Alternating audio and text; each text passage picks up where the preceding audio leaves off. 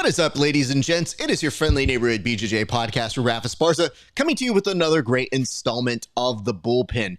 Very excited to have you guys joining us. I actually thought this would be a little bit more in focus. I don't know if you guys can see this. Check this out.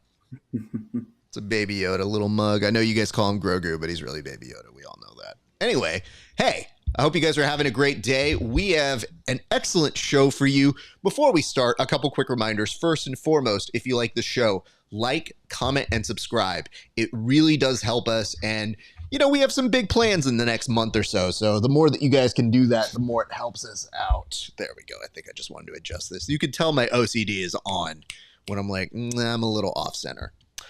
Additionally, if you guys want to check out the Grappling Hour Patreon, you can go to patreon.com/Grappling Hour. You can see my interviews 30 days before anybody else, and for a few extra dollars, not too much, we can make some additional bonus content that you guys may enjoy, including tape studies, roast RAF, where people roast my competition footage, and much, much more. Additionally, we are putting up shows on our Apple Podcasts and our Spotify pages, so go check that out if you have not gotten caught up on our latest offerings. And I think the last big thing is, honestly, join our Discord over at grapplinghour.com. We're putting up questions of the day again, and I'm very excited about that. But speaking about being excited, I am very happy to see longtime friend of the show, Tim Freeman, over on the other side of the world. Tim, how are you doing, sir? What's going on, man? I'm managing to stay cool out here in the hot and muggy South. We got a lot of great grappling to talk about, though, so I'm stoked. And it's nothing like the triple digits back in Stockton right now, so I'm actually sitting kind of nice and cool. Too bad, so sad if you're out in the 209.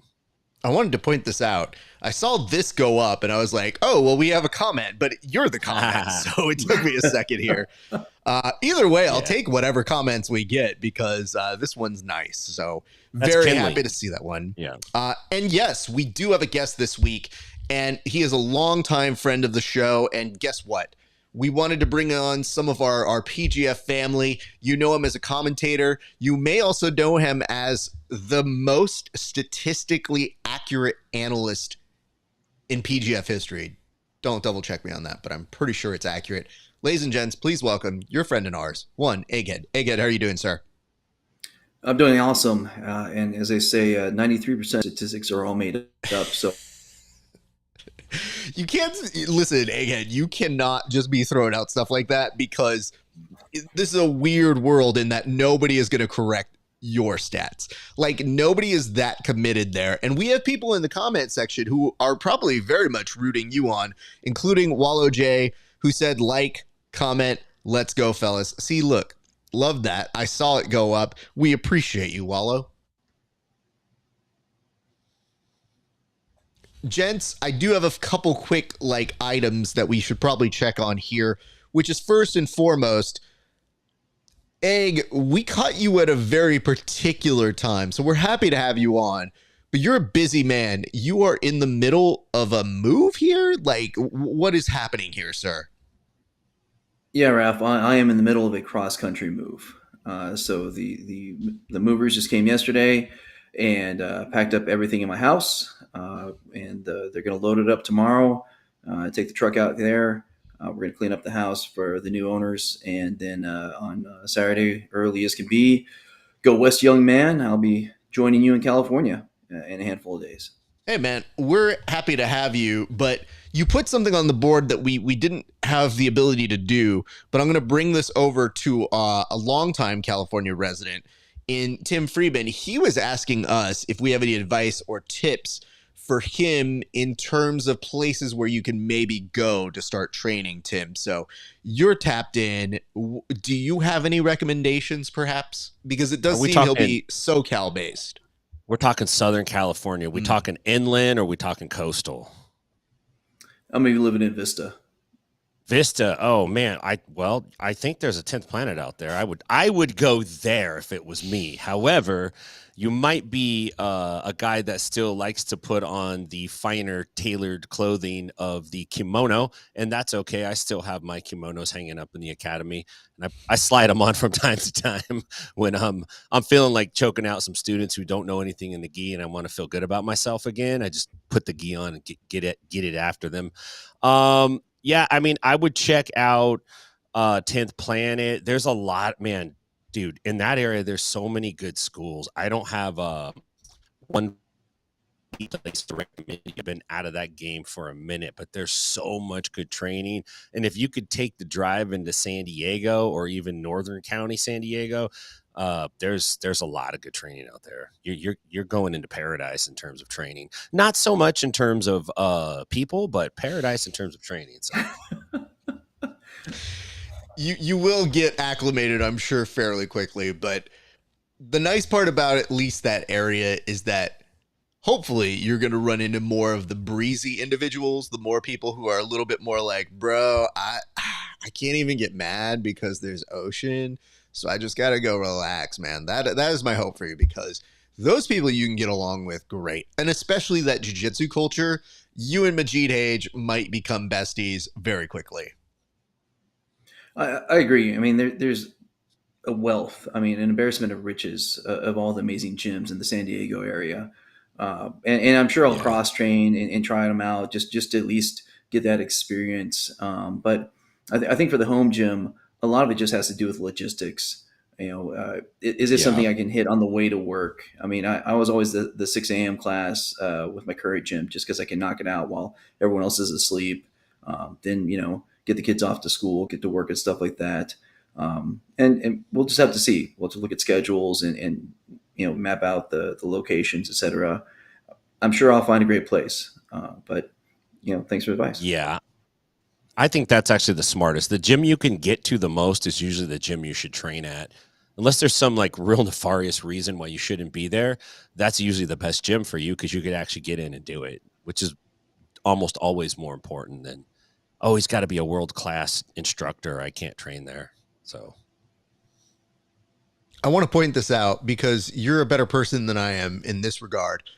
If I was looking for a new gym, it would be a segment in the show. Like, I would turn it into a giant, like, win this prize, everybody. Everybody knows this is a wanted commodity to beat me up. So this isn't coming easy. It is best bidder wins. And what do you guys got for me? That's great. Well, it's definitely not easy to beat up Egghead, as much as people would like to think. So it will be a challenge for people in my new gym, and they'll probably play this back to me after they tap me out a bunch. But I am dedicated. I have a lot of fun, and unlike when you see me walking around, I'm actually a real goofball in the mats. So I think I bring some levity myself, and I don't know. I'm looking forward to finding a good team. It is legitimately helpful in this sport when people don't take themselves too seriously, because it is a concern. And I don't know if you've ever had this experience, but I definitely have, where in talking with somebody, there's a moment where I go, uh-oh, this dude really is into himself. I got to check out. And my brain just leaves. Like, it goes, nope.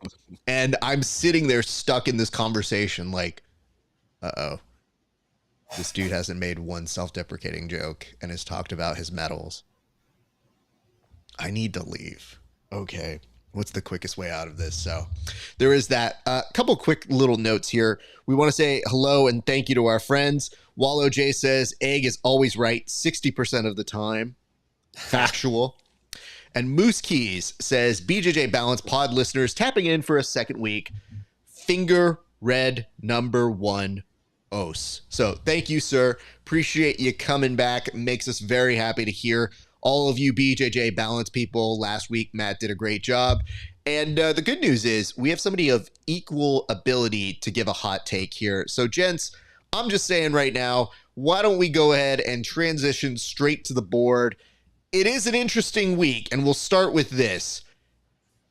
Yesterday, I just happened to be scrolling through my Instagram, and one hit me flat on the face, and it is a match that I didn't know that I needed. But now that I see it, it makes me wonder how it'll go. And yes, you're looking at Davi Ramos, depending on how you say it. Some people say it like he's an Austin Powers character. But Davi Ramos versus Mika Galvão. And I have to ask this. Tim, was this on your radar? Did I not know about this? Did you know about this? Was anybody informed? Because now that I see it, I really want it. I did not know about this. I do know about BJJ Stars. They have come up. They've done several events in the past, but it wasn't really on my radar. We're talking BJJ Stars 13 Viking edition. And I've been trying all day to make the connection between Vikings and jiu-jitsu. I don't have that sorted out yet, but I do like the name Viking edition. This is a big match, man. It was not on my radar, but Davi Ramos is, a top-notch jiu-jitsu guy. This is a guy that won ADCC. This is a guy that's had some UFC fights. I think he's 10-4. He's a real tough dude. He's getting up there in age a little bit at 38, and I can say that. I'm 46, so I'm allowed to say that. He's going up against a guy that's 17 years younger than him. That's Mika Galval. He's 21. He is a shooting star in the world of jiu-jitsu right now. It's a big-time match for both guys. And, if Davi pulls this out, it's a major, major win for him. I don't think it's going to happen. I think Mika's going to get to his back. That's what I think is ultimately going to happen, but it has to be played out. It looks like a good event. Tynan's on the card. Francisco Lowe's on the card. There's some other good names on there, so I'm interested in seeing it. It's a points tournament. It'd be nice if it maybe wasn't that format. I hope that doesn't alter the pace of the jiu-jitsu or the aggression or the attacking for the submissions. I think I have such an appetite for no-gi sub-only jiu-jitsu now. It's a little harder to watch point stuff, but big card, man. I'm looking forward to seeing how those matches come out. Egg, I have to ask you, how do you see this match going? Well, I just look at the resumes and the momentum going into this. I mean, Mika Galval was a heartbeat away from being the 2022 ADCC champion. He just got his foot in the wrong spot, and Rotolo took advantage. I thought Mika was winning that match, but right now, he just got freaking IBJJF World Championship this year, the Pan Championship this year, European Championship this year, Brazilian Nationals. I think isn't the Grand Dang Slam, and he's going up against a guy who hasn't had a win since 2018. He hasn't competed since 2021. And as Tim said, is way older than him. I think Mika's just going to grind him down, not only with current skill, but also with his youth and just endurance. I doubt it's a good match. I have to say this. I don't know that it's not a good match. I just know the difficulty of trying to keep up with young people. And one of my favorite things in the world was, and I don't think we've talked about this, about a couple weeks ago, I signed up for a tournament. I went to go to the front desk. I said, hey, do I have an opponent? They go, we don't have anybody in your class. And I go, okay. So do I have a match today? And they go, you'll find out in an hour. And I go, oh, God, okay. But I'm kind of grumpy because I've been losing a few pounds. So can we figure this out? And they're like, come back in an hour. I come back in an hour. And their first option was, okay, so we found out nobody's as old as you. However, our options are as follows. Do you want to go up against the 18 and over kids? And I was like, absolutely not. Like, I'm game for a lot of things, but these mini-me's running around me is not exactly how I want to spend my Sunday. And if y'all could just do me the honor, and they're like, no, we have one more option for you. And I go, well, what's the other option? They go, you could also take on somebody 30 pounds over you in that weight category. And I was like, these are the best options you have for me. They're like, well, they're closer in age. They're like 5 years younger than you. And I go, I'm going to take my credit now. Thank you. This has been fun. So when everybody saw me there, I don't know if you guys ever experienced this, but because we do these sort of things, somebody sees me and they go, are you competing today? And I go, I don't know. Just, like I'm over there just trying to get a nap in, not being grumpy. And they expect host draft to be there like, hey, what's up? Joke. And I go, I don't know if I'm competing. Not very pleased. I'd rather just know. And as soon as I knew there was no kids there, I was like, you know what? Pizza. Screw this. I'm going to go feed myself. So I don't know how somebody could tell themselves, you know what? This Mika Galvo, world class, one of the best in the world. Yeah, why not? Let's party. Let's go do that.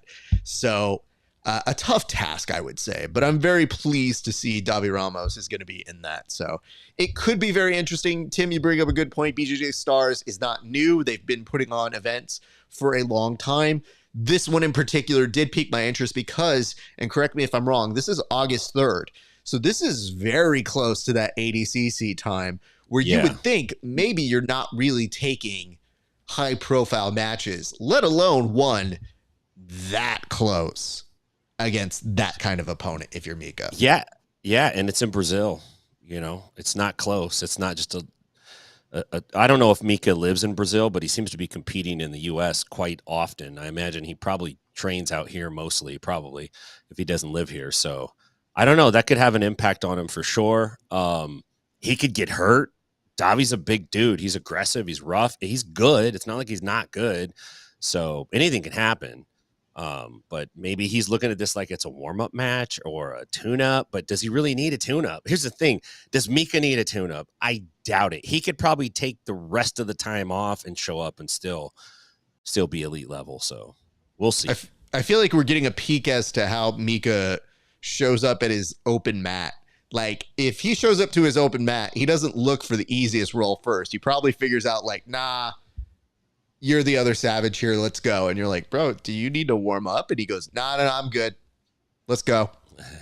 So let's just figure this out. Thank you for that, Wallow. I agree. Pizza is a good choice. People have their win or loss meals. I have told people in the past, it doesn't matter. Some tournaments, I have literally promised myself, win or lose, I'm getting In-N-Out burger.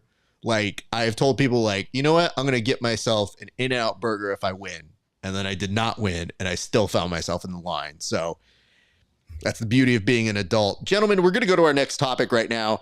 And I thought this was interesting. Tim, you found this one, and you brought it to our attention, but it definitely made headlines. Kenta made a huge jump this week, and I wasn't sure if he was going to do it. And he is essentially closing out the under 80 kg division. Adding to the plus 80 kg division, you have Muhammad Ali, who is coming in, and that only leaves one spot. So I'd like to get reactions here. I'll start with you, Egg. What was your reaction to seeing one jump and one addition with both of these gentlemen? Well, I think that Kenta Aomoda, for marketing purposes, is great.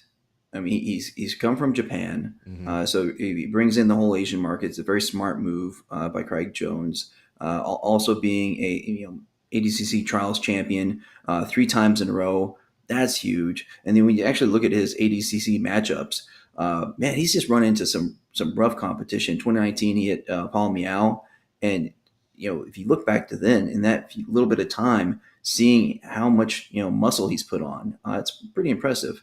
And then he ran into JT Torres in 2022 with a whole 15 minutes and only lost by advantage, taking down JT Torres. I think he's got a lot of skills. He likes leg lock games. He likes takedowns.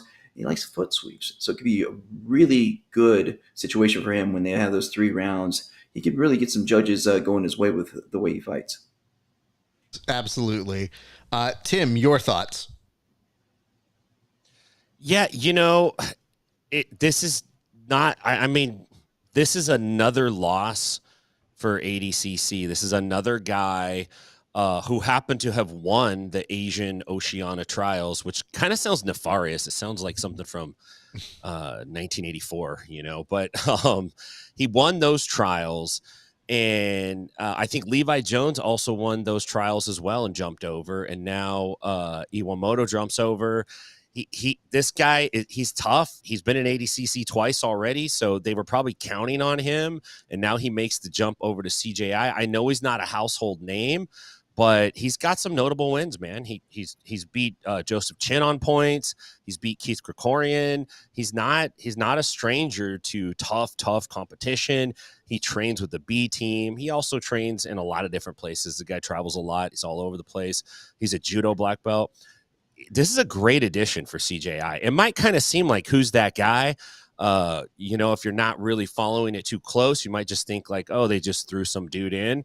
But he's a great addition to round out that that particular bracket. And then with Ali jumping in, Ali hasn't been active for a while. It's been a while, but when he was active, this guy was a winner. Like he hardly ever lost. He won Worlds, IBJJF.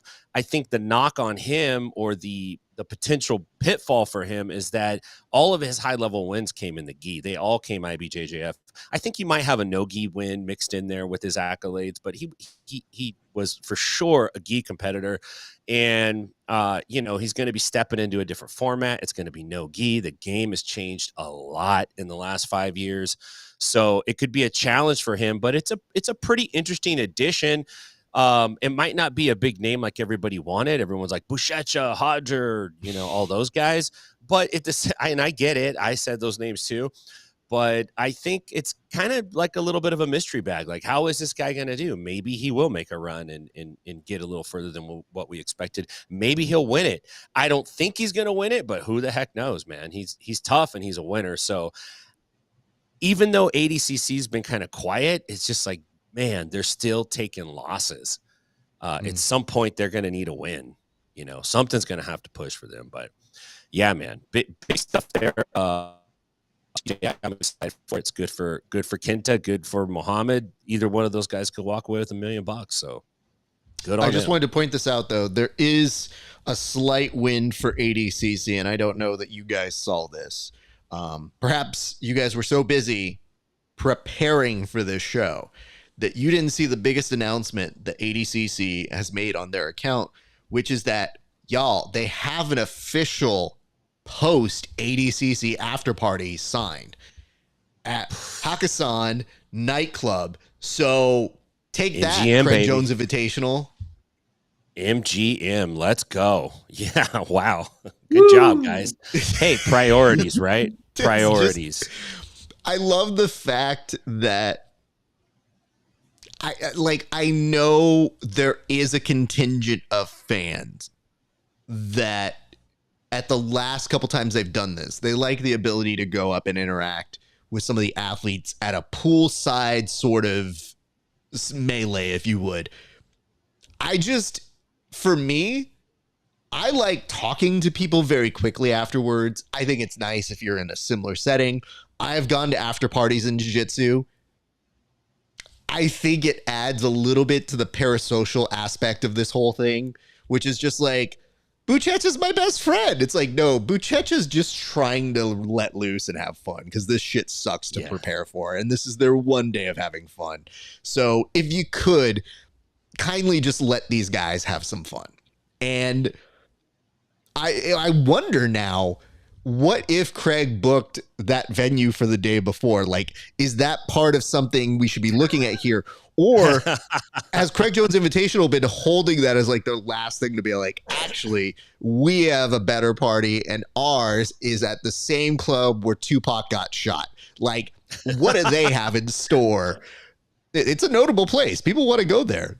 I just want to point this out, though. Like, when you think about all of these things, the fact that ADCC, we mentioned this last week, has run out of adjectives for their athletes. Like, whenever they start talking about them, they go, this dude, he took third in a trials, I think. And he's vaguely a nice dude. He responds well.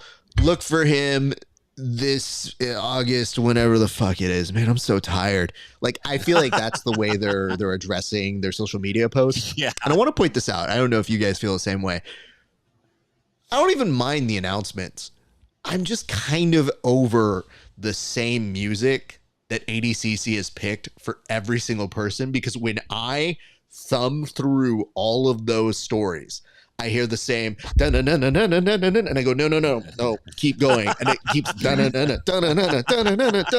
I go, oh my god, pick a different song. I know it's good for a uniform thing, but maybe like one song per weight category. I know there's extra this year, but I beg of you, just give us something a little different, because it's made me go from thinking, oh, it's some sort of weird patriotic, can't wait to go fight music, to I'm having a visceral reaction to how much I don't enjoy it now. It's like your alarm clock. You know, if you hear the alarm clock tone go off in the middle of the day, you're like, no. It is 100%. You know what? I'm going to change my alarm clock to that, and I'll sure as hell get up in the mornings. Oh, no. No. I need that, I need that brisk. What I've done with my alarms is I have the regular ones, and then I have one that's off the regular so that it makes me go, oh, that means we can't fuck around anymore. We have to get up now.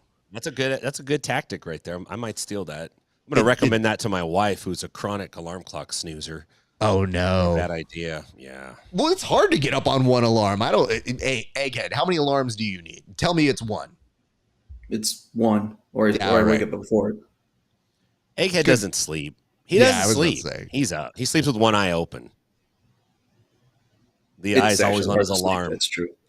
But going back to the jumping thing real quick, I mean, it seemed like, you're talking about Craig Jones just being ahead of ADCC. Has there ever been any talk of him having a possible mole in the ADCC organization? Because it seemed like, ADCC would announce somebody and like less than 24 hours later, went to Craig Jones. So was there a mole, or just like some people were like hoping ADCC called them so that then they could parlay that into CGI? Can I really express who I think the mole is? Sure. I think you just need to take out 2 letters from that. It's Mo. Yeah. I think legitimately the mole for ADCC is Mo getting on a live and telling you the playbook and then going like, no one will ever steal this idea to my 40 friends on this Instagram live with me right now. Oh no, my comeuppance has come back. Who knew? And what I love is they've just pretended like Kenta wasn't in ADCC. They immediately take that down. And I'm hard pressed to think of any other way to handle that situation. It is just so funny to go from 4 days ago being like, this dude is prestigious and amazing and we love him, and he's gone. I've never heard of him. Who? Kenta? Oh, he won Asian trials. Weird. Anybody can win Asian trials. Like, they immediately go into their, I'm not sure who you're talking about.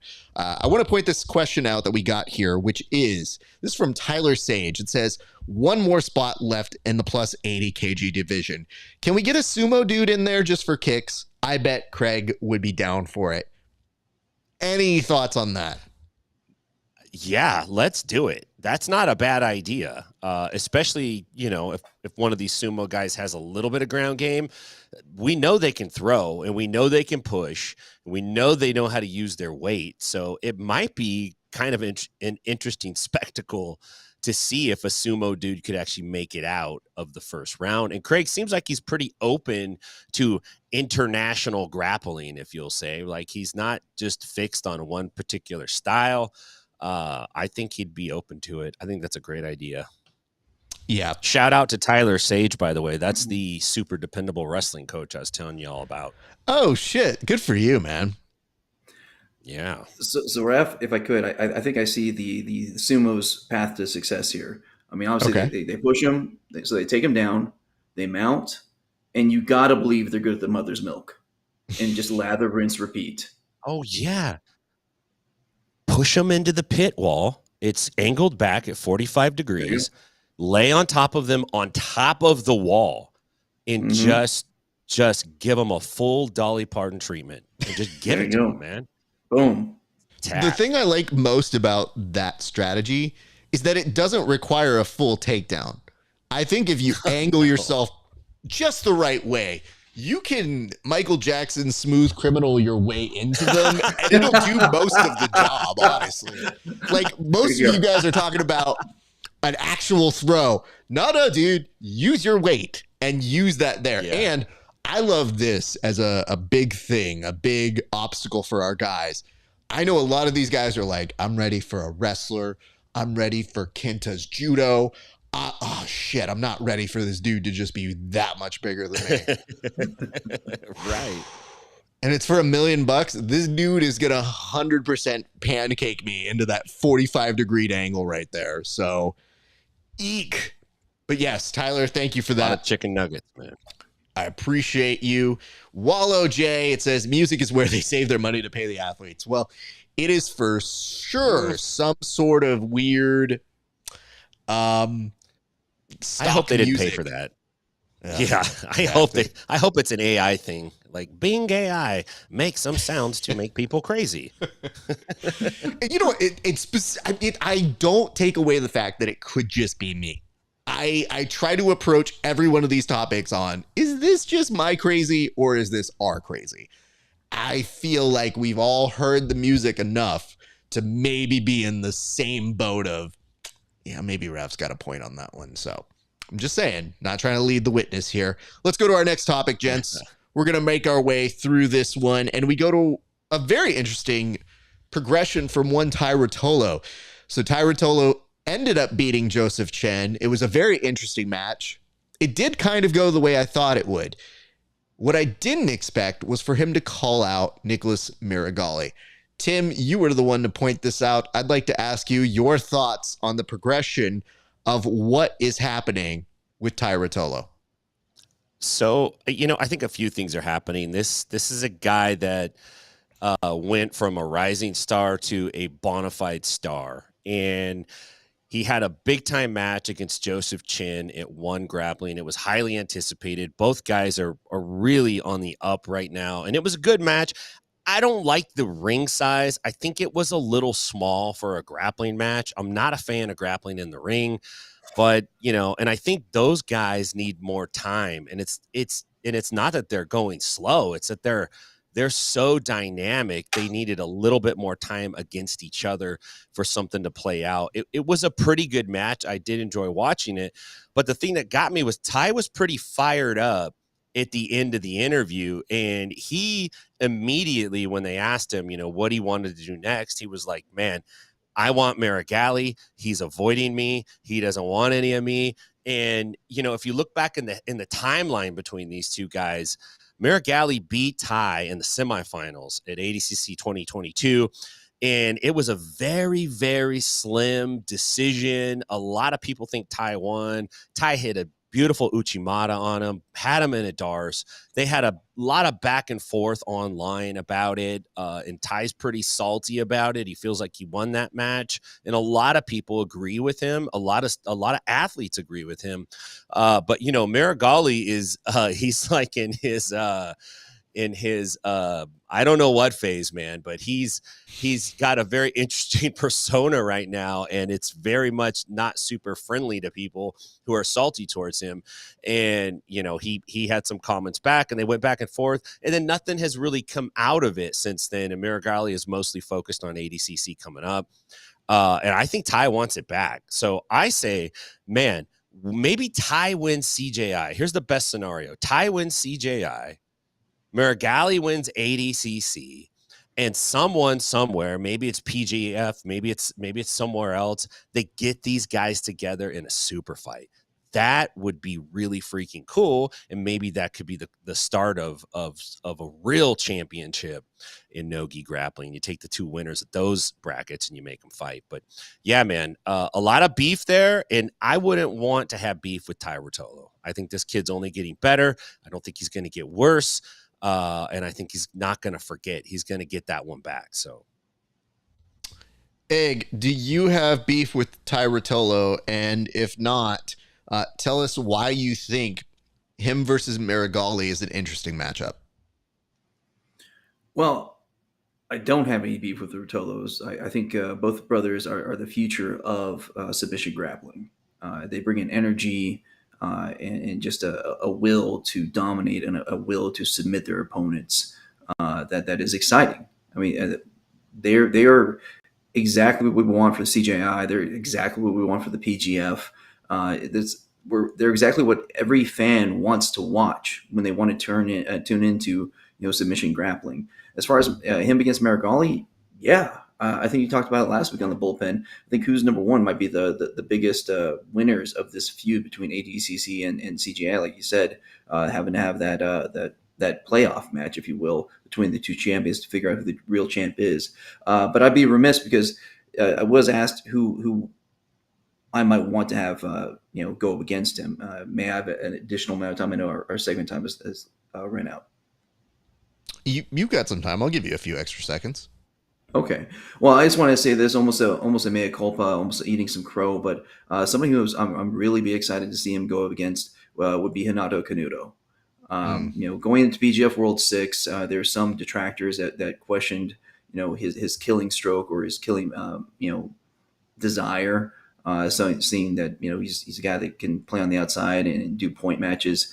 But seriously, during PGF World 6, we saw some amazing things, an amazing flying armbar, he had the steam lock, the rear naked choke. But then after that, we saw him in the UFC Fight Pass Invitational 7 going up against very dangerous Aaron Wilson and hitting that really amazing counter to this the single leg where he did kind of that scissor takedown straight to the heel hook. And then he just did the Aiga Brazil, got a rear naked choke and a Tarico Plata. I mean, I think he's really getting into that sweet spot where he's going for the kills, and he's always been really exciting. He's so smooth, so fast. I mean, I think that'd be a great match. Thank you for that. And also, let it be known you're the first person to do this who actually was like, hey, the clock's run out of time. And I go, yeah, I know. Listen. What are you doing, Egg? My job as moderator is to really just kind of ballpark it. And the good news is, this is kind of like when you're on Netflix and you can run a certain thing and you're not on pay-per-view or you're not on network TV. No one's yelling at us to get off air. And I have to say, a lot of our goons, I don't know if they've smoked out. I don't know if our demo just has realized we're on. It takes them a little while. They tend to show up when Tim and I are like, and I think it's time to go. And they come with 12 questions and you go, we were ready to sign off, but you showed up and we're gluttons for your silliness. So we'll indulge that. I would like to point this out. Yes. Very happy for Ty. I think part of the reason that they appeal to all of us is, on the one side, they appeal to that traditional martial arts respect, heritage, a lot of them just trying them to do it the right way without steroids, without PEDs. So there's a nobility to their cause. And then there's the other side, which is they're a little gangster. And these guys don't give a fuck. They're happy to fight each other. They'll fight you. They have no problem with it. And they'll be super smiley afterwards. And I like that juxtaposition because it's the nice guy and the savage. And you don't get that all the time. So when people are like, oh man, we love them, it's very easy to understand why. They're calling for all of the biggest talent. And then you've got kind of like, I was thinking about this as you were talking, Tim. It does seem like right now, Mirigali is kind of the equivalent of like when Spider-Man, when Venom becomes the symbiote and he basically gets a little bit of this alien technology. Like Mirigali has ingested part of Gordon into him and it has become who he is too. And it's like, it's Carnage and it's Venom all in one because they're essentially the same thing.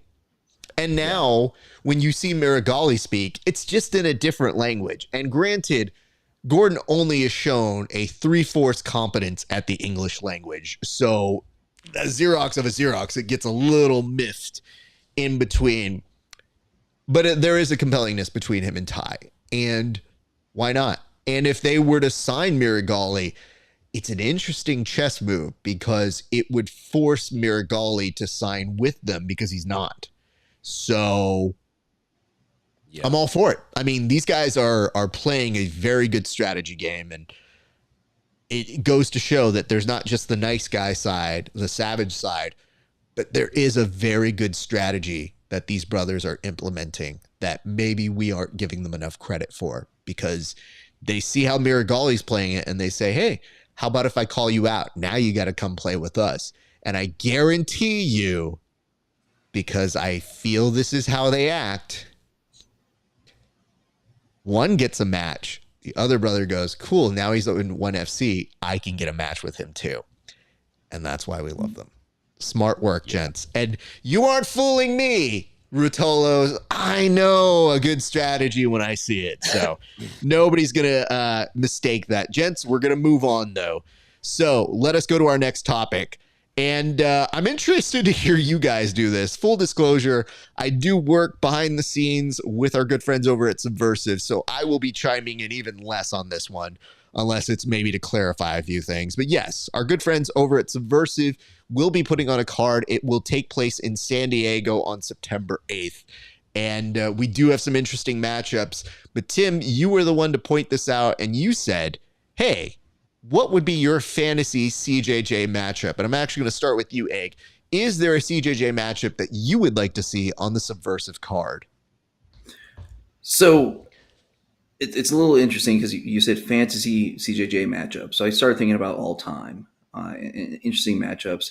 And this could probably still work. Glover Teixeira, a gentleman who won the light heavyweight championship of the UFC as an elder statesman, I believe he was about 40.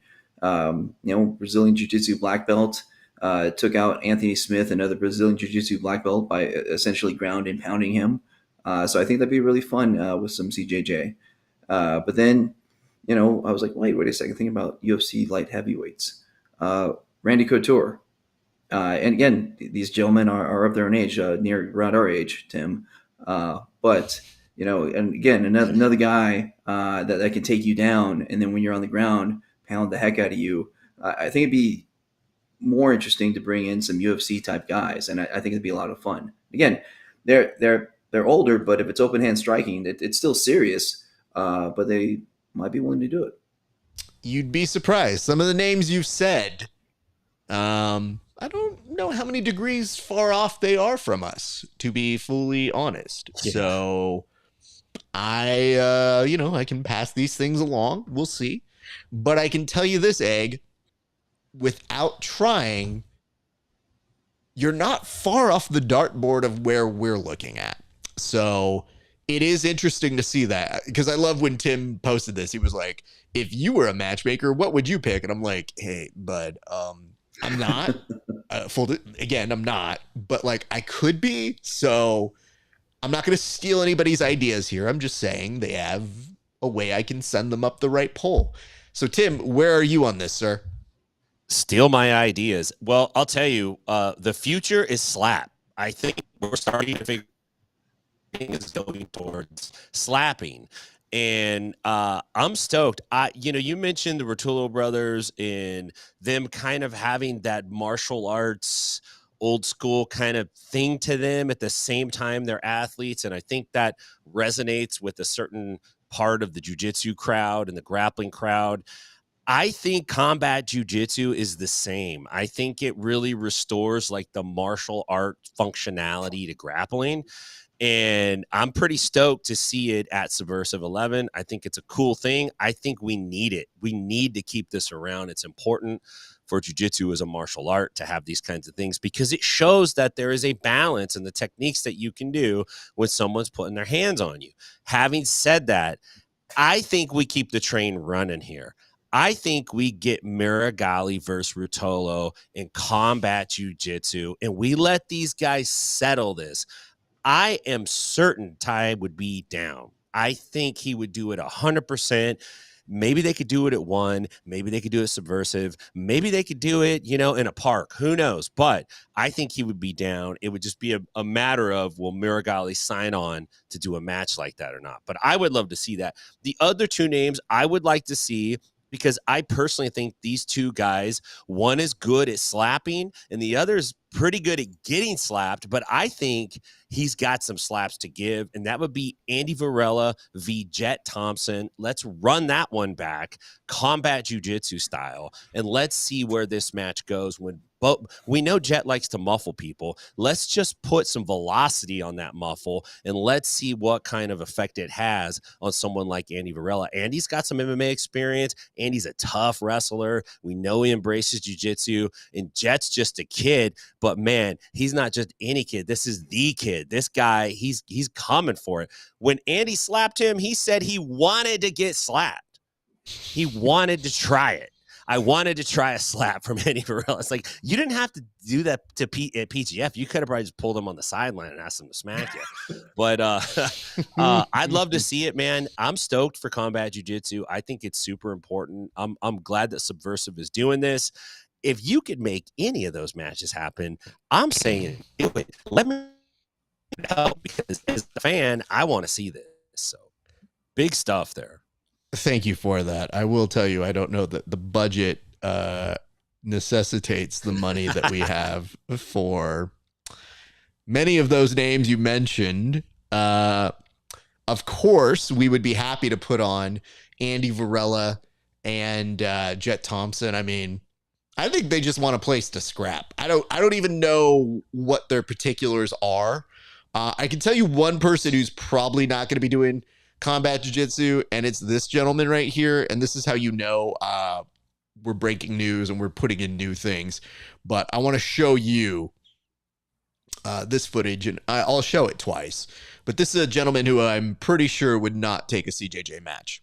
And as you may notice here, a familiar face, if you could see it. My apologies, that literally did not work the way it was supposed to.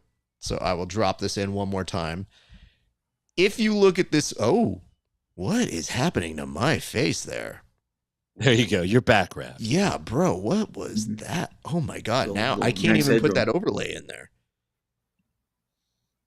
Oh my goodness, what just happened on that? All right, let's try it one more time, and then I'm going to abandon ship on this joke. Animated overlay. So this was from me training yesterday. And I want you guys to see what happens when a homie who I was training with literally pops me in the face and then literally is like, hey, bud, I'm so sorry. And you know what the worst part is? I told him, I was like, hey, bud, I'm not mad about getting hit in the face. More apologetic. But told me two things. I love the fact that no matter, and this has happened a couple times because I have helped people who have been in combat jiu-jitsu. No matter what has happened, even if somebody's in a more dominant position than I am, I 100% have been like, well, I guess I got to slap a bitch now. And it's a weird feeling. I don't like it. But I have to say, it is interesting to see what happens when you do get slapped. And I felt like this one was like, this dude was so relaxed. He didn't mean it. You could tell it was just like, all right, man, it's funny. Like, and he looked, he's like, hey, are you okay? And I go, yeah, dude, it's a slap, and it's an accidental slap. You didn't fucking try to wind up and land one on me. You just kind of like in transition. It happens, dude. Somebody before who's fought hit me in the face, and I was like, oh, and I hit him back, and he was kind of like, wait, what the fuck? And I go, you hit me. What did you expect here, dude? Like, what are we doing here? I was helping you. I didn't sign up for this. And it was just like, man, that was really cool. Really respect that. I was like, dude, I'm not trying to win any of these dumb things. So every time I tell that story, somebody in combat jiu-jitsu goes, isn't it dope? And I go, for you? That's a very clear delineation. I didn't sign up for any of this. So what I would say is this. I think there's some probabilities here. Walla, you asked a question, which is for all of those individuals that Egg was mentioning, can they get sanctioned? The answer is probably. I think the people who can't get sanctioned right now are the new CTE Avengers in Ryan Garcia and one BJ Penn, because those two hanging out together is bad news. So I would hope those guys don't become two besties. That actually concerns me a lot more than I thought it would. So that's what I got on this one. Gents, we're going to go to our next topic, and here's why. This one, it slightly makes me sad because apparently, and shout out to our good friend Andy, who not only retweeted this, so if you are joining us from Twitter, this is the topic I think you guys were definitely waiting to see. But Andy saw somebody in a comment section put up the following comment and video. And it reads, here's footage of John Moxley from AEW losing another jiu-jitsu match to Food Lion's Employee of the Month. So here, just to make things clear, it looks like Moxley is on the wrong side of a decision. And he looks over at his opponent. His opponent's going to shake his hand. And it looks like Moxley is getting introduced to what many of us here in jiu-jitsu know as not a great decision. When the referee decides, hey, maybe you didn't win. And it really did make me kind of look at this in a different light. And it made me say, I'm sure to civilians, it isn't the best thing in the world. But I would like to get your interpretations. And I'm actually going to start with you, Egghead, on this because you did a little bit more research on it. Can you kind of explain to us what was happening and when this took place? So at least the video was posted originally in August of 2023 by one Christian Mary, who is the Food Lions Employee of the Month, apparently, according to the streets. So just a kind of a standard match, no gi. After about 90 seconds of dancing bears, this Christian Mary guy was coming forward. He was trying to look for the takedowns, tried to inside trip. Then he goes for a Sotogari, the outside action, and gets reversed by Moxley. So Moxley gets the takedown, gets the 2 points. After a little while, he wasn't really doing anything, pretty much just hugging him. And then Moxley gets a sweep, so he gets his 2 points, and then puts him in a pretty decent ankle lock. If he would have gone belly down, he probably would have gotten it. But then time expires. Well, I'm sorry. They have to both get back up, and then again, the Christian Mary guy was coming forward and actually tried for a takedown. Not a great takedown. Hey, my wrestling's not amazing either, but he at least went for one, and that's when time expired.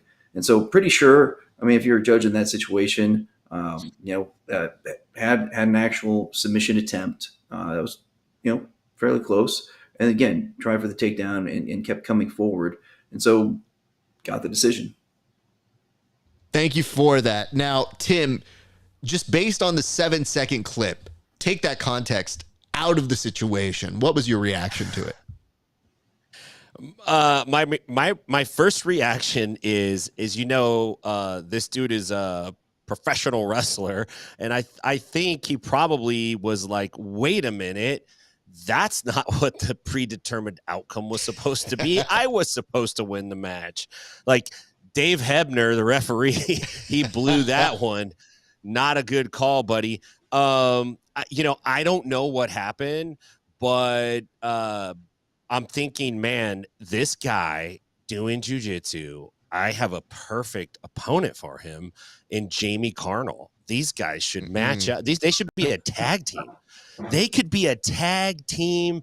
We could resurrect SUG or underground grappling. Call Uncle Chael up, get him on the phone, get that tag team grappling going. These guys could win it all. They'd be a fantastic wrestling or a tag team duo in jiu-jitsu, but I don't know what happened. He looked utterly confused, though. He looked at the ref like, I should have won this match.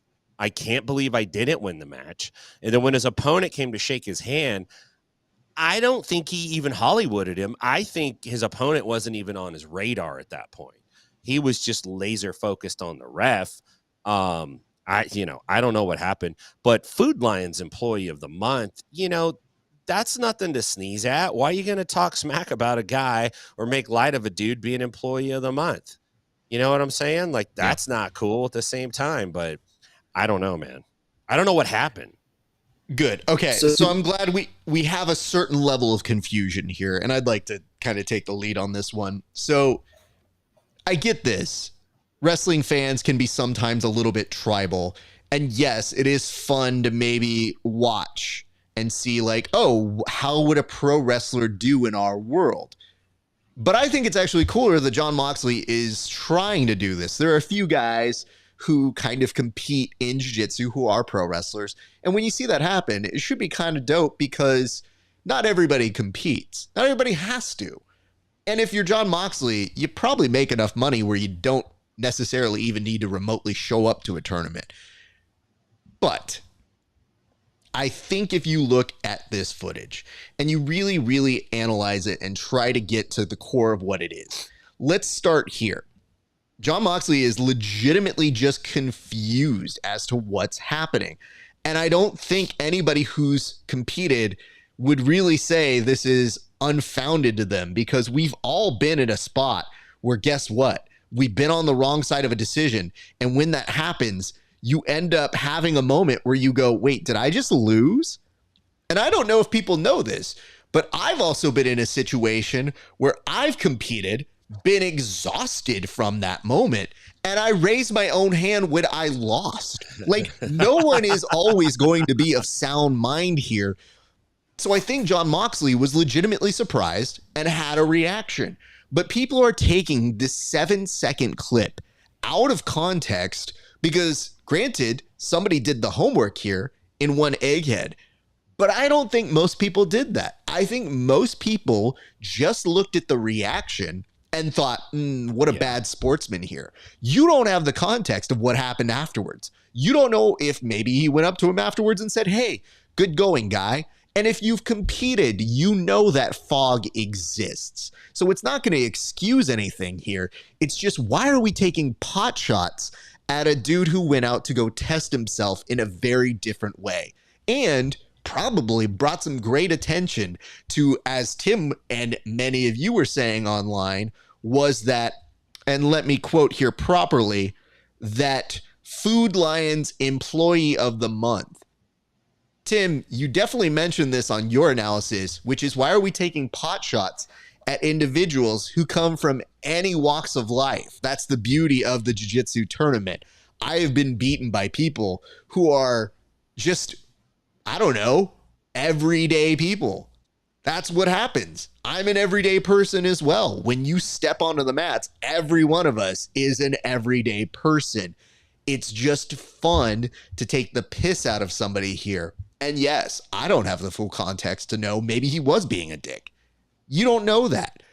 But I just find it hard to believe that Jon Moxley went up to that dude, said something inappropriate, when in actuality, in those very short seconds, probably thought, wait, did I lose that? And then thought, what's the process here? And I beg any of you, if you've ever competed, to not lose your shit in public when you have been on the wrong side of a decision. It is not easy. There is a little bit of a gut check. And not all of us have that moment where we think we act at our best selves. I have definitely, after a match where I thought, maybe I won that one, went up to an opponent, I shook his hand afterward, but that didn't make me a better person. It just meant, okay, that sucked. And then you think about it and you have a better reaction. Maybe that's cool. Yeah. I also put up a video once where somebody, I'll have to find this footage, but somebody didn't shake my hand.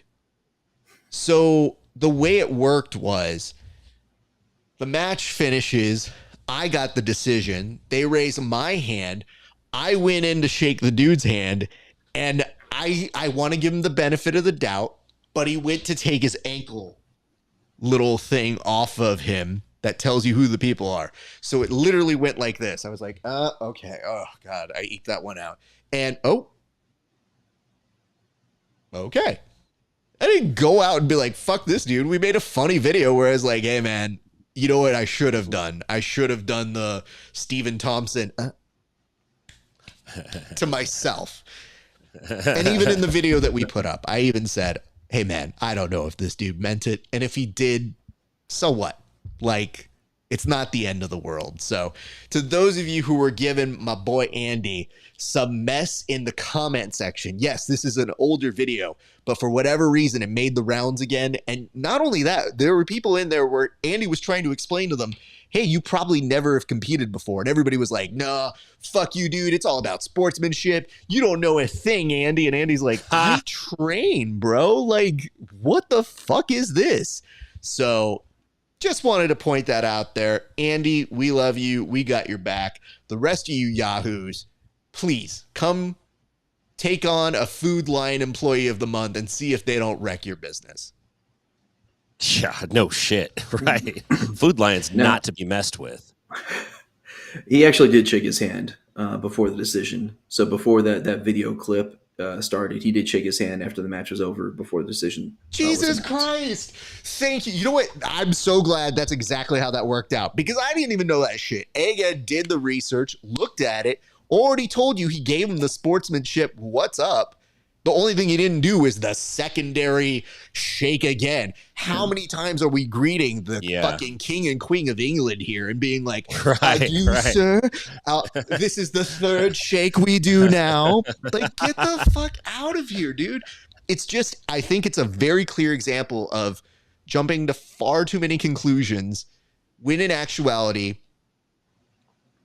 if you keep up this shit, that is how cool people will not come do this. That is how cool people will not endorse us. That is how cool people won't give us money. And I don't know if you know this, but our jiu-jitsu kind of be poor. So think about the long-term repercussions. And if you aren't a jiu-jitsu guy and you're just a pro wrestling fan, my door is always welcome. You are always welcome to take my class. And don't be surprised if you get caught with a pro wrestling move. It won't even be by me. I'm pretty sure some of my guys will 100% be able to catch you with them because they're now pointing out like, so this is how you did that? I go, mm-hmm.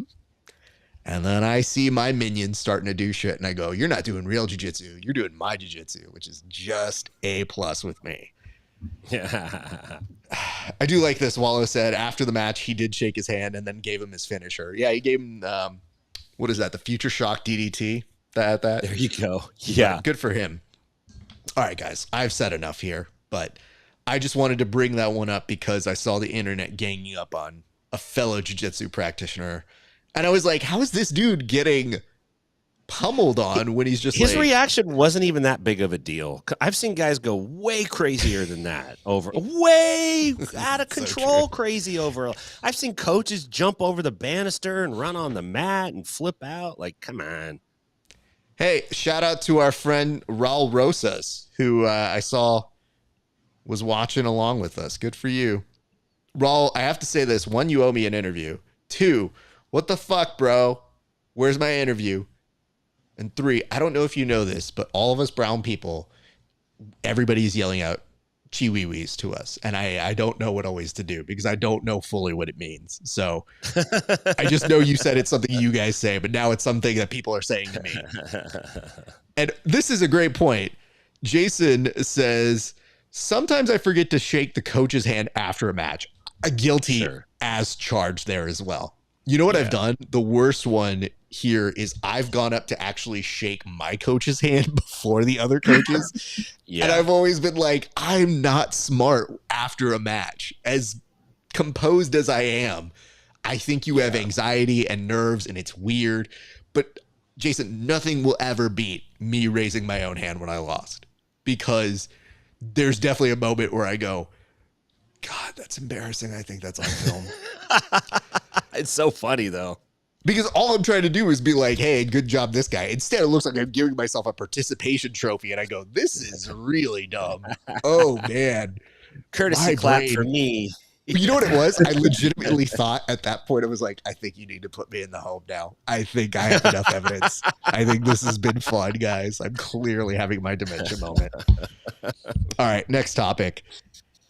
Well, speaking of things that are happening that are interesting, we do have our commish, who's having the time of his life. And I wanted to give you guys a peek as to what it is he's doing while following along with our good friend, Senor Zoltan, over with the 5 Finger Death Punch crew. Just check out and see. Maybe he's having a good time. I can't tell. Oh, look. He is Iminaring and taking out good friend of the show, Samson, and says, no, let me do it again. And then goes in for a second. And Samson's here just looking around, enjoying this crowd that I don't think came for the jiu-jitsu, but is probably entertained while they're in between things. Yeah. So, Tim, you were the one to find this footage. What say you about what you're seeing here? A couple things going on. Look, Brandon McCaffrey likes the stage. So he's on the stage. He's going to do some moves. You know what I'm saying? This was in Budapest. This is 5 Finger Death Punch on tour with Metallica, which is insanity. Brandon McCaffrey, Samson foam about. And if you watch the clip, I got to ask Brandon about this. I'm not trying to throw him under the bus, but that's what a good friend does. I think he tried to hit the Imanari roll the first time, but he came up on double outside Ashi, and so he rewound it and did it again in the set. See, he's on outside Ashi there, and then the second time he comes through and he hits a proper Imanari, and he hits it on the other leg. He said, "Oh, that's my bad side. Hold on, there it is. Boom." It's a nice technique. He does floor monitor, though. I think he's okay. He looks like he's okay. He looks like he's having literally the time of his life. And honestly, good for him, man. This is a guy that's doing really cool stuff, and he's a good friend. So I'm happy for all those dudes out there. But damn, getting an Imanari on the stage, I'll tell you what would have come out of my mouth to Samson. I would have said, "That's a tap, right?" And then I would have walked off. That's very good. Egg, when you saw this footage, what was your reaction to it? I've just been following Brandon this last few days, and it's been completely. I think he even referenced it himself. It's just Ferris Bueller's Day Off. He's life moves pretty fast. If you don't stop and look around, sometimes you might miss it. He's living his best life. I mean, he's over there jamming, playing piano, playing guitar, in Imanari roles on the stage. Being like 5 inches away from the lead singer of Five Finger Death Punch during concerts. I mean, he's having the time of his life. I mean, one thing's also, he wanted to be a musician, and now he's right there, and he's at least a part of the feeling, the team there, and he's living his best life, and hey, good on him. Let me just point out one thing here. I do want to replay this footage one more time, but I'm going to actually voice dub it as if you are hearing Brandon McCatherine narrating you through it. Oh yeah, do it. Here we go. Oh my God, y'all, take out this nice little inversion I'm doing. Oh shoot, I didn't do it the right way. We got to do it again. Okay, get up. Oh man, I'm having so much fun. Hey, just stay right there. Hey guys, look at this. Oh, look at my glasses. Oh, I'm going to do this. Oh, I'm an Imanari on this stage. Oh yeah, that counts. So I would say this. BMAC is so beloved in our community that I like that if we are going to send a representative, it is good that we are sending him. Like, if we had to vote, I think he would probably win in a landslide as somebody we would select to go represent us in these concert settings. But watch this fool be the first person to Imanari his way into an actual contract with a major label. Like, they're like, man, who is this guy? He's got charisma. And then he gets up, and then he's essentially the Hawk 2 girl of death metal music, where they go, he can't possibly sing. And he comes in, he goes, oh, but I can. And I play music as well. And they go, shit, he's got a 3-album deal with Nashville Records. This dude is the new star. So anything can happen. It will not surprise me if BMAC has representation after these videos. But gents, we have a couple more things to talk about here. And I'm glad that we went from BMAC to, well, what is going on here? Craig Jones and Luke Rockhold. I want you to look at the photo that is up. I think it's that way, right? No, it's this way. So the photo that is over here, I knew when we cropped it, it would look weird. I didn't know it'd look even that weird. Like, you have all the context that you need. So I'm going to start here. Egghead, what is happening in this photo? And can you kind of give us at least some sort of context into why this photo happened, if you can? So, all right, big to small. This is the United Nations Educational, Scientific, and Cultural Organizations, UNESCO's list of intangible cultural heritages. It is the 663rd annual historic Kirkpinar Oil Wrestling Championship in Northwest Turkey. So wrestlers take part in oil wrestling where they douse themselves in olive oil. If you look at the stories, apparently the champion there won his championship match in the 56th minute of the match. And by the way, it's also 98 freaking degrees out there. This is insanity. And I guess the globetrotting Craig Jones and Luke Rockhold decided to take part, or at least were adjacent to it. And they got into some extracurriculars. Thank you. And that is putting it mildly. So, okay.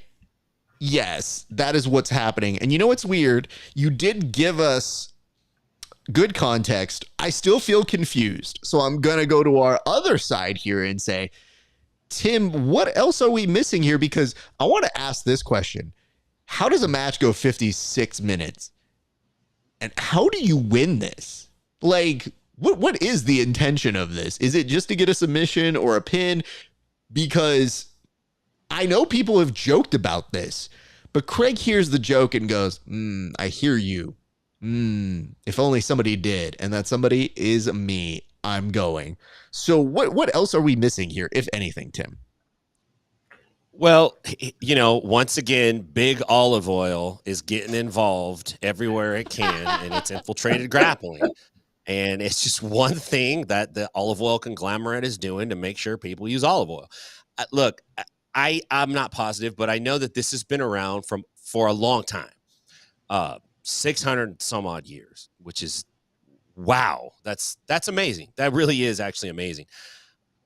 My question is did the olive oil start in the beginning, or is this what happens to grappling if it sticks together for hundreds of years? Eventually, like it goes through its gi phase, it does its points, it gets to sub only, it has its Eddie Bravo, it has its Gordon Ryan. But 600 years from now, dudes are wearing leather trousers, dousing in olive oil, and trying to put each other on their back. I don't know, but I will say this. These dudes are serious athletes, for real, man. If you watch these matches, they're fantastic. It seems a little a little off-putting, but it's the same way I felt when I started doing jiu-jitsu for the first time, never having a grappling experience. Like that close connection to another person was like, whoa, I got to get used to this. This is even more invasive than that, but it looks like it's fun. Obviously, Craig Jones and Luke Rockhold, these are two dudes who basically are doing whatever they want, whenever they want. And I would too, if I was either of those guys. Obviously they're having fun. Obviously Craig is, just like Brandon's having his best life. I feel like Craig is in that moment of his life as well right now. But yeah, these guys were there for this big UNESCO event, and if you check the Instagram, you could see him doing some matches and wrestling around using this style of grappling. The feature of this is because you are olive oiled up, your only real grip is either inside the pants or at the knee cuff. And that's kind of it, which I think what it does is it encourages slamming. Obviously there's no submissions. I don't even know how you would submit somebody, in this, so, yeah, I don't know. What we really the topic I should have come up with was who would you like to see in Turkish oil wrestling? Because that would be interesting too. But for now, we'll just leave it at that. What a true patriot you are here, Tim Freeman, being like, man, I really wish I had done a better job on this topic. If only I had the foresight for it. One more thing real quick. This is it has such a long-standing history. The wrestling technique called the Turk was coined after this and through this over the many, many years of grappling. So it definitely has its place, and it's definitely had an impact on wrestling. Even though it seems niche to us in the West, this is something that's very, very important to them. So, and it's had an impact. It's kind of cool in a way, but, I probably am not going to do it, but I'm a no-gi guy, so. Sure. And I mean, you did bring up a good idea, which is all of this seems silly until it's not. I think the weird part about it is the intention behind it. So it's kind of like, I don't think Craig was doing this to be a good sport.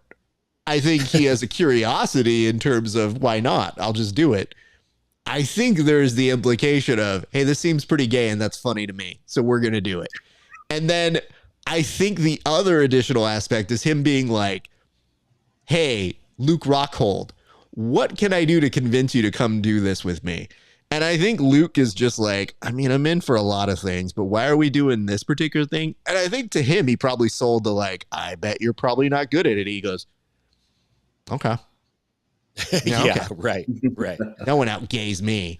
Like, I'm pretty sure that was the intention behind it rather than the sportsman element. But if they did go with sportsman, It's kind of cool. I mean, it's a different thing into itself. And you mentioned the real life application of calling something the Turk, which comes from this aspect of it.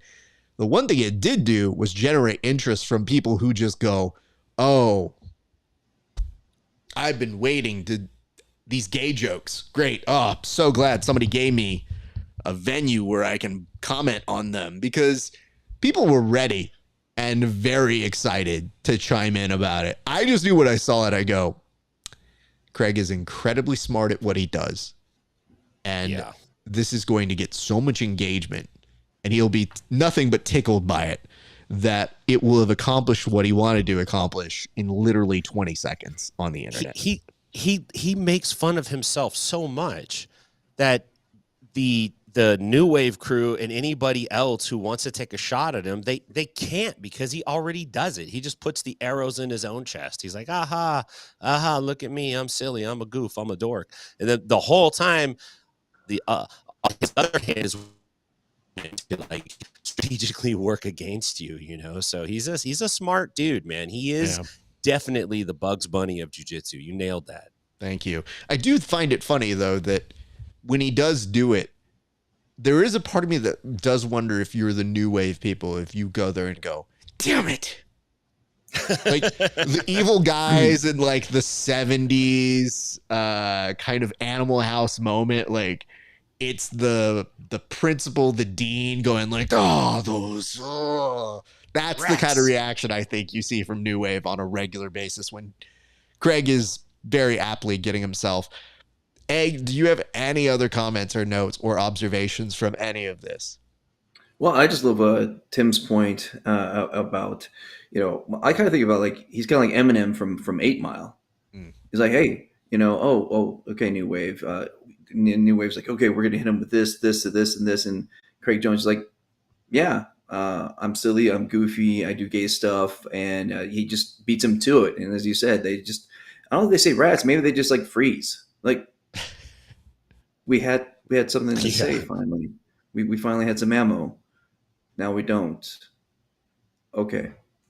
Womp womp. I do think that more often than not, they do probably end sentences with, you win this one, Craig Jones. Like, I think they probably go, good one, Gordon. You got him. You got him, Gordon. Good one. You know what? They 100% have to do the like affirmations to Gordon. That's like, you really, you said some facts to him. You have beaten him in the past. And he goes, yeah, I have, haven't I? That'll show him. And then meanwhile, the rest of the internet's like, dude, we don't give a shit. You're the one that gives a shit. So maybe like Don Hurst says like, touche, Craig Jones. I wonder, here's something just to think about, guys. In the past, when Craig was dropping videos, he had already had a bunch of things lined up. And it was the video.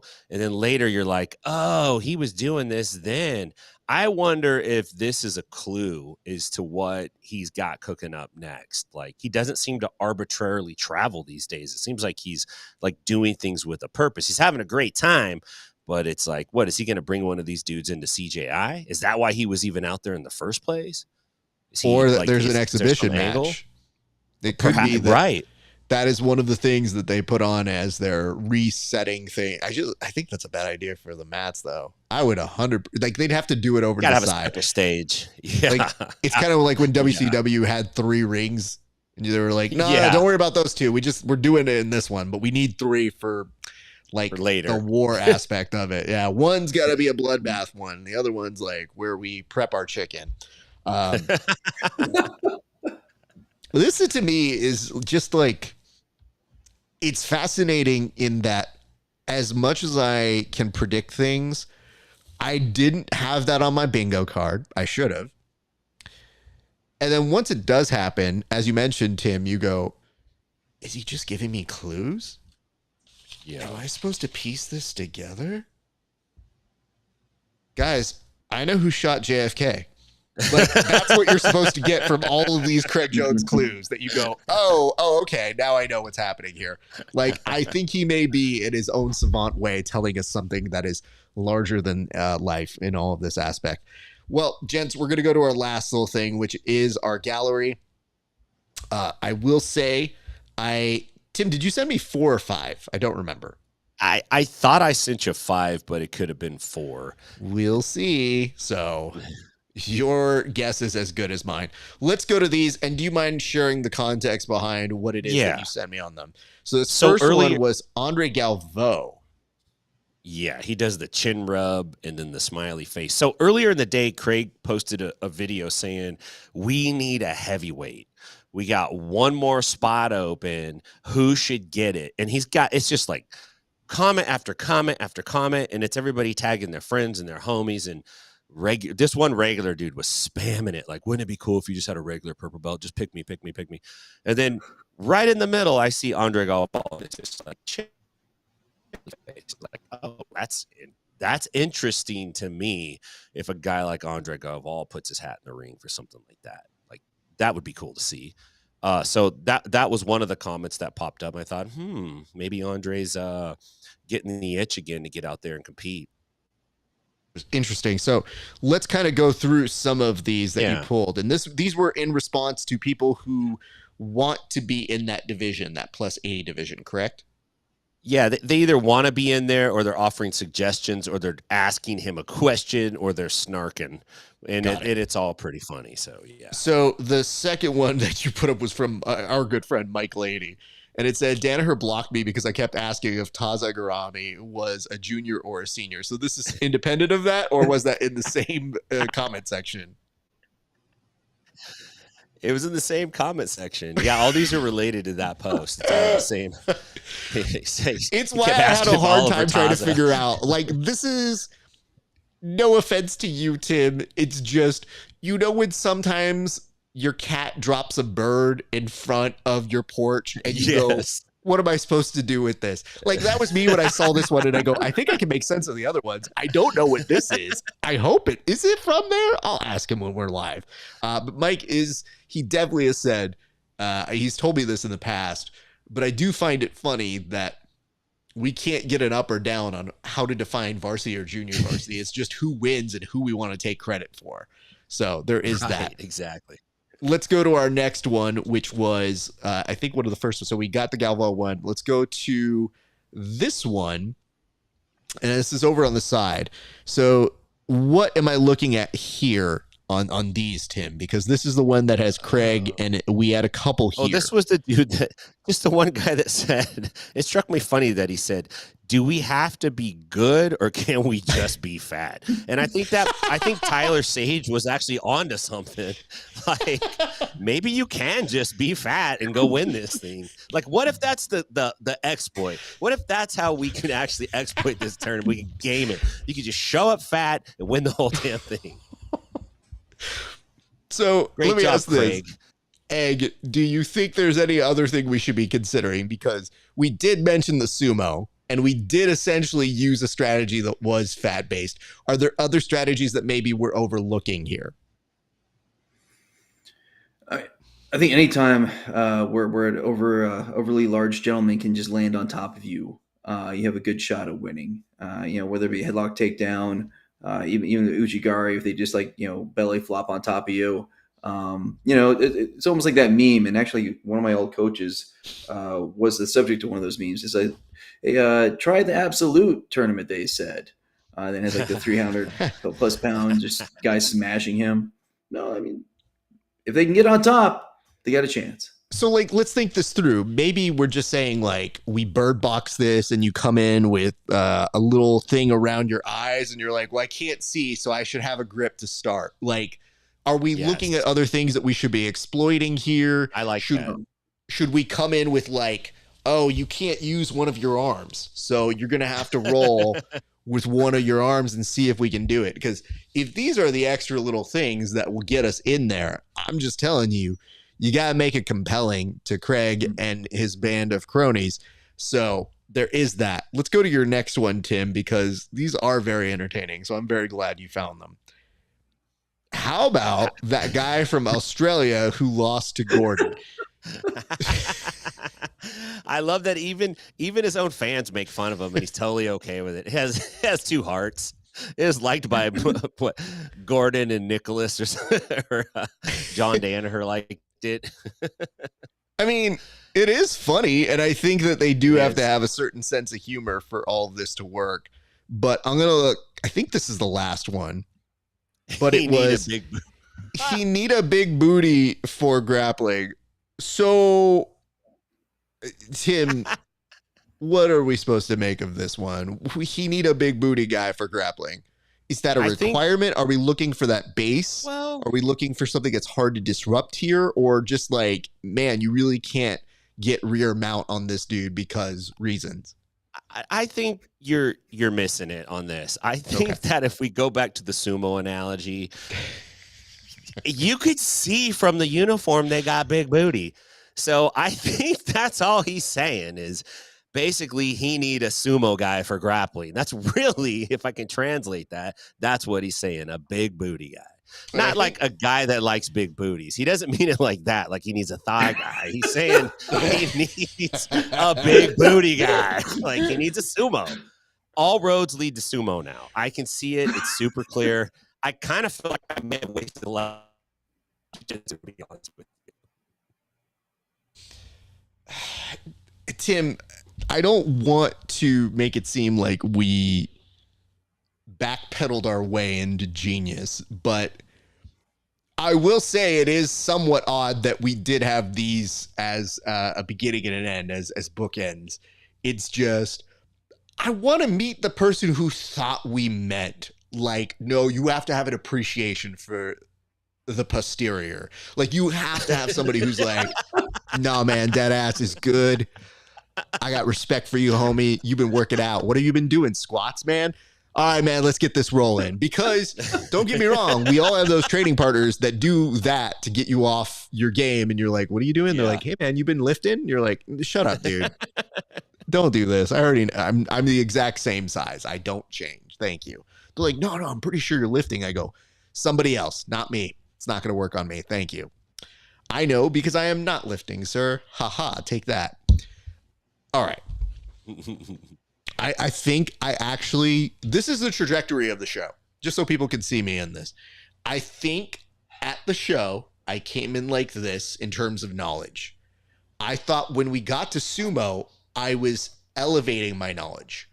I feel as we are ending the show, I might be ending dumber than I started. I'm hoping there's a curve that came back up, but I am deeply concerned about my own ability to draw analysis here. So there is that.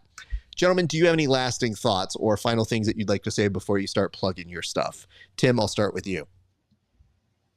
Lasting thoughts. It's an exciting time to be in jiu-jitsu. If you're a fan of jiu-jitsu right now, there's so much cool stuff happening. Consider yourself to be really fortunate. It wasn't always this much fun, and it used to be a lot harder to follow. Now all these guys are all over the place, and there's folks like us who are actually trying to do a good job covering them.